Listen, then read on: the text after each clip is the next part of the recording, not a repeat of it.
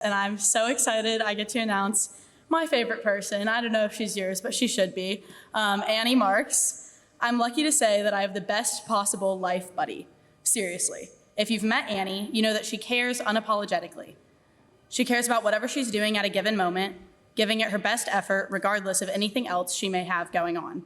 She cares deeply about the people around her. I've never seen her lose her enthusiasm, despite how little sleep she may have gotten.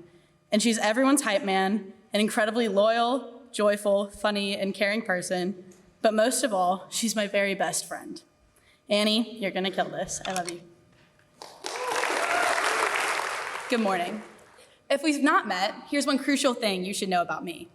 I love trying new things, and I usually make a fool of myself in the process. My sophomore year, I ambitiously signed up for a walkabout mountain biking trip with my roommate, Christina. At the time, I didn't realize that knowing how to basically ride a bike and having the finesse to control yourself while barreling down an unfamiliar mountain are two very different things. Needless to say, I quickly realized that the demands of the trip were well beyond my capabilities. On the first big downhill, I whipped a turn too hard, slammed into a tree. It was promptly run over by Christina on her bike. This was actually my second time being run over by someone on a bike. Shout out to Ella for convincing me that it would be a good idea to tie our bikes together in a DIY tandem situation when I was 8 years old. Anyway, 2 years passed and I did not traverse another mountain on two wheels. Then, last summer, I was voluntold that I would be girl helping or replacing a counselor on her day off and mountain biking at my camp. As soon as I arrived at mountain biking, already feeling nervous, I found out that it was hill climbing day.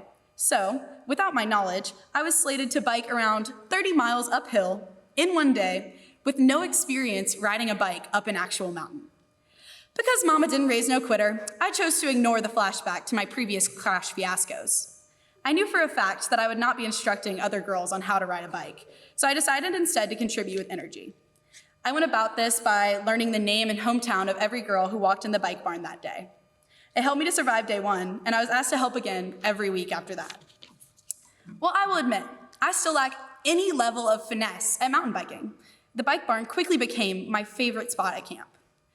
My second week of girl helping presented a unique challenge.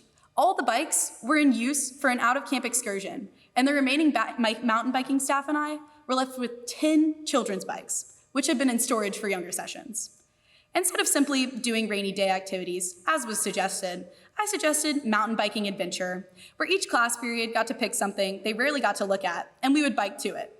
After multiple trips to both the water storage facility and the blackberry patches on a bike designed for a 7-year-old, mountain bike adventure became a weekly activity.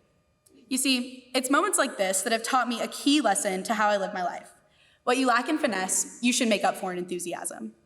The thing about enthusiasm, however, is that it does not have to be a huge, energetic endeavor. Some of the most meaningful forms of energy I know are small, intentional acts. For example, my dad somehow always manages to pick up the phone.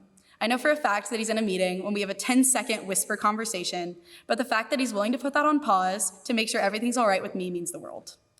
The same thing is true whenever I have a travel day and Madison texts me to make sure I reach my destination safely, checking my Delta flight confirmation, or when my brother takes me out to breakfast. These meaningful actions have taught me the value of intention. I highly encourage each of you to be mindful of the impact of intentionality in your own lives.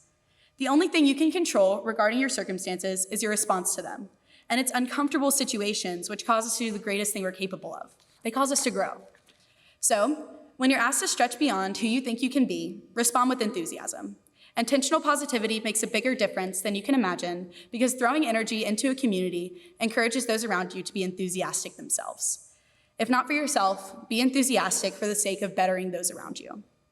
Thank you to the people in my life who have given me the gift of intentionality, and thank you all for pushing me to grow for the past 4 years. I hope some of you can say I did the same for you.